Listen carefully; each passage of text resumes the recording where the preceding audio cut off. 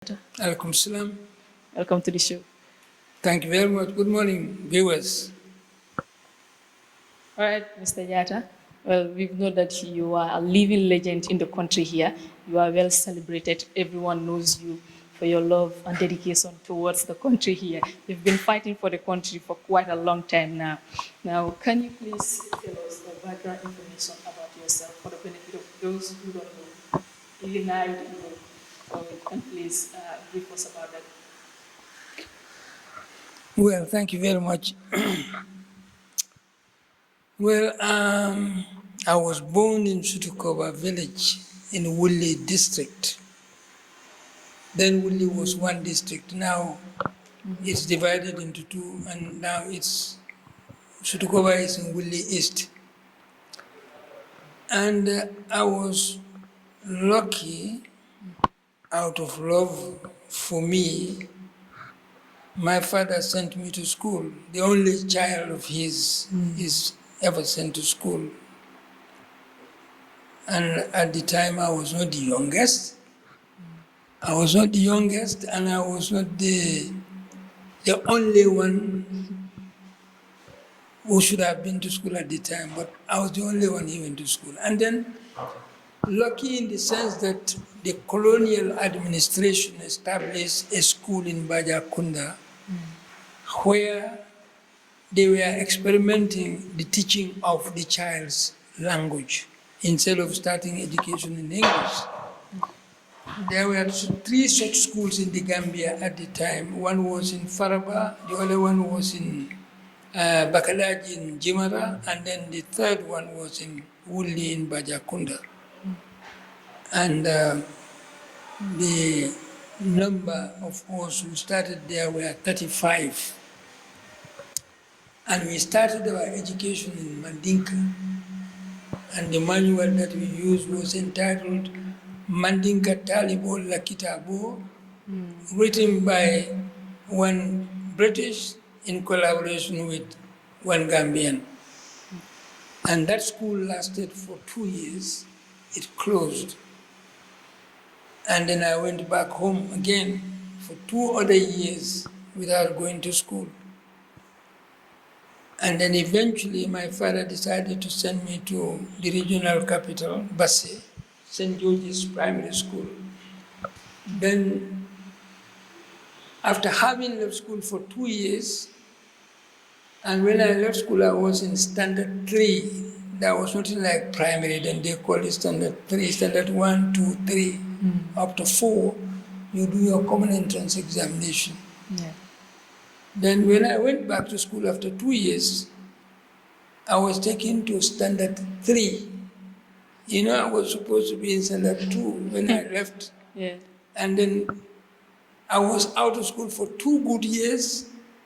And after that, instead of going back to standard 1 or standard 2, I was taken to standard 3. This is saying something very important. And that is, if a child begins education in the child's language, that is crucially important because that helps to lay the foundations of learning anything with ease. In other words, beginning formal education in your own language lays the foundation. Like you are building a house, you have to have a solid foundation if you want to have a good building. So learning a mother tongue before a foreign language lays the foundation cognitively for the child to learn better any other language. So the fact that I learned up to 2 years and left, and I was not in school for 2 good solid years, I went back to school where they were teaching only in English, and they took me to standard 3. And I was better than all those that I found there. No, I'm not. I should not say this, but this is the truth. I'm just trying to reinforce the fact that one of the reasons why education is backward in this country is the fact that children never start education in their language. They start it in a foreign language. Language is rooted in culture. Children know nothing about the English culture. Even the parents know nothing about the English culture. Yeah, and it is funny that during our time, even now, when you speak your local language, example like Wolof Mandinka Yeah, or of any course. other local, they will write your name, you will pay or they beat you. Of course, yes, because the whole object of colonial administration is to make you hate anything that belongs to you culturally. And that's why even now, intellectuals among us, the so-called intellectuals among us, would prefer to speak English than to speak. When we sit, instead of speaking to each other in Wolof or Mandinka, we speak in English, and bad English for that. We are doing it right now. So, I went to St. George's, then I completed primary school there. And then luckily enough, I was among those who were able to go to Ghana. I never went to high school in the Gambia. I went to high school in Ghana. Yeah. Nkrumah administration offered a scholarship. And I went to high school there. But of course, again, I did not complete it. I think when I was in Form 3, I came back here for holiday. And then my mother refused me to go back because he said my elder brother was already out in Ivory Coast on business and said I will not go because he will not allow all her sons to be out of the country. So I had to stay. And then I took the Yundum College examination in Basse. That was in 1964, I think, yes. 1964, and then I succeeded. Actually, I was the only one who passed the examination. I'm all those who did the examination. Out of all? I was the only one who passed. And I went to college. College course is 3 years at the time. But then I was promoted. I did 2 instead of 3.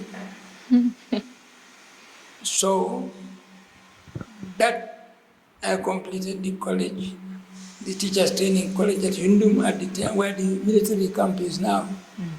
That's where our college was, Yundum College was. And then after completing the college training, I had them to post me to Sudukoba School. That was a primary school established in Sudukoba in 1962. First they refused, but then I think it was in their rules then that if you are born in a place, you should not be, they shouldn't post you there. But I insisted that because Sudukoba was very far away, it's very far away. But now it's not far away, but then it was very far away because the roads were very bad and the amenities are very poor, maybe for teachers. They wouldn't want to go there. So I insisted that I would go there because others didn't want to go there, so I went. And I taught there, that was in 1976, 76, 77. And I taught there for barely 2 years. I fell sick, and the doctor here recommended that I should be posted to the nearest school, to the Banjul Hospital. So I was posted to Kampama. I taught there for, I think, about 2 years. Then I was transferred to Malfa, and I taught in Malfa. Then I was transferred to Bakau Primary School. And then I was teaching there up to 1972, when I was posted to Latikunda Junior Secondary School to teach French. I went there the first week, even before we settled. I got a scholarship from France.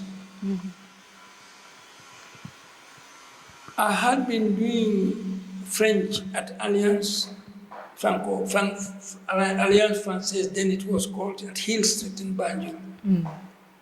And then we took an examination there, which was marked in Paris. Because I did extremely well, so well, that once the results came, they just sent me a ticket. Never applied for scholarship in this country. After that, the French government sent me, through the Ministry of Course, they wanted to do something with it, but then somebody related to me informed me that the French government has sent you a ticket to go and study in France, but they want to do something. They wanted to do something. Then I went. That's how I went to France. That was in 1972. I think I left here 11 September 1972. I went to Dakar for a visa. And that was the same night RTS started operation. That was the first night of the opening of Senegalese television, 11 September 1972. And once I got my visa, I went to France.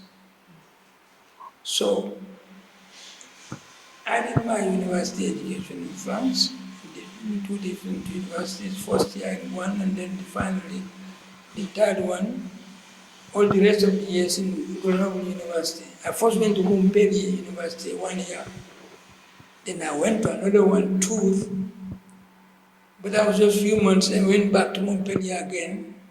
Then from Montpellier I went to Grenoble, 1973. Then I started my real university education, because the first year was just preparatory.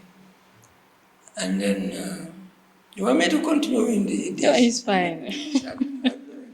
Well, and Okay. also you talked about the Nkrumah scholarship.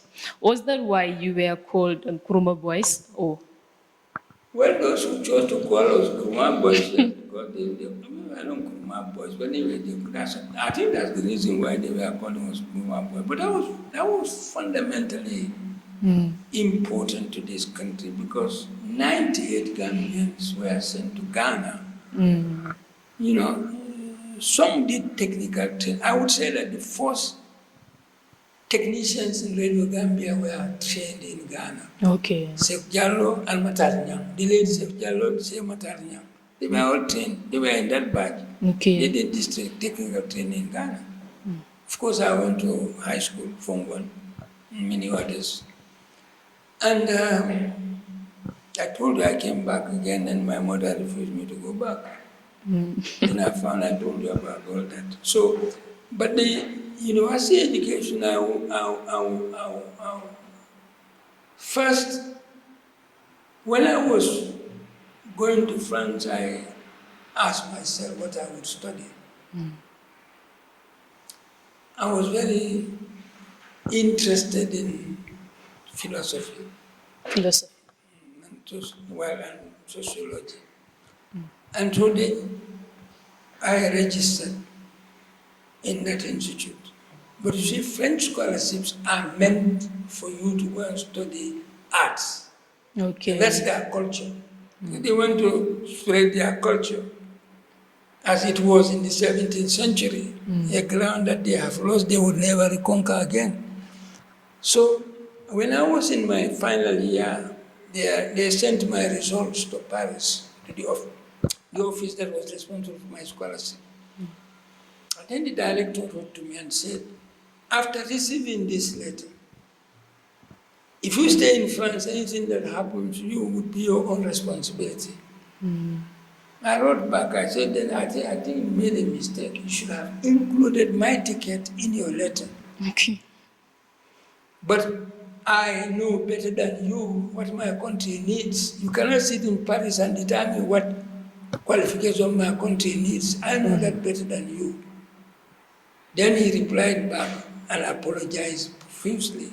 Then I wrote back, I said, do you consider linguistics to be arts? They say, yes. I danced. I said, fine. I didn't want to do literature at all. What am I going to do with literature in this country? French literature? What am I going to teach? Teach people and help to continue the process of deculturalizing people in Africa. So I registered in linguistics. Yeah, ila early life is very fascinating. Say nung fana ngajel fana ko nung fana no ika konko ke kora kilo for biti lo ika kora pile no. But many people fana malong ko ika kora pile. Yeah. So and many people don't know that you play kora too.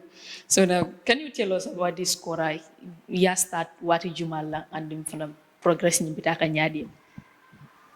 You know, I would say that when I was a baby, I think these choir, the wives of choir players, my father was very well known. And most of these choir players would spend almost the whole dry season in our compound. So one of those women were part of those who took care of me when I was a child. And first he was living here in Latikunda, Ringanya. She passed away. And I grew up with the music. Because my father had his own choir play. He would come there every year during the diocese, spend many months there. So I like the music. So when I went to France, one Gambian here, Khalifa Jobati, he's still there, very brilliant person. The father was a famous choir player. The signature tune in Radio Gambia is played by the father, Amal Bansan Jobati. Okay. Amal Bansan Joba's son. So he went with his choir. But when he arrived in Grenoble, he put the choir aside. I took it. But we were not living even in the same resident hostels. I took his choir and went with it. I started teaching myself. Because I know some pieces in my head I like, so I tried to find them. And I started learning. First, I learned to tune it by myself, which is the most difficult thing. Many choir players can play, but they can't tune properly. Okay. That I can say that even if they are sitting here. Some play very well, but they cannot tune properly. I learned to tune before even I could play the choir. So there's a difference. Yeah, yes, that's the difference. There are many tuning systems, many, but let me not go into those technicalities. But there are many tuning systems, But the one that is historically connected with the choir, the original tuning system, is what I know. And there are two. I can do both. Nobody ever taught me. So I started playing, and then I went to holiday in London, and I went to the School of Oriental African Studies to see somebody there. Then I found in the department there was a lecturer whose responsibility was Mandinka and Hausa music. Okay. And he knew how to play kora. And he came here to learn kora with Jalba, this man, this not Jalba, the one in Bakau, he passed away. So when I knocked the door, and then I went with one professor there, he said, this is Sidia Jatta, Jatta. That's why I'm saying that my Jatta is different. We have different Jattas. Because Sunjata Keita, yes, had two names. He was either Marijata or Sunjata Keita. In French they say, héros au nom multiple, a hero with many names. So once this professor said to him, this is Sidia Jatta, then the piece of Sunjata was already on his machine, and then he played the piece, Sunjata's piece. Because for me, I'm connected with Sunjata. Yeah. And when I was in Ghana in Form 1, the principal himself was teaching us history. In his history book, he came across that he said Sunjata was either Marijata or Sunjata Keita. And once he saw that, he started calling me Marijata in Ghana. So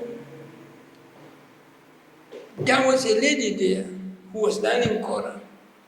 And she was about to come to the Gambia to come and learn with some Kora play. And they asked me to suggest somebody. Okay. Then I suggested Ahmad Bansan Jobati. She was the one who really taught me how to start teaching me really. Lucy Turan, she also plays Kora very well. Okay. So I developed interest in Kora. Kora is a very wonderful instrument. I don't want to go into that, but you should play a tune for us today. I think you should play a tune for us today. I don't have my instruments here. I have them in my house. And then we will come to your house. Yeah, if you come, but then you will have to pay me dearly. My boss is here. He will pay you. You have to pay me. My camera crew, they will pay you, You see, there inshallah. is a choir on TV. That would be an event. Exactly, inshallah. We'll work on that.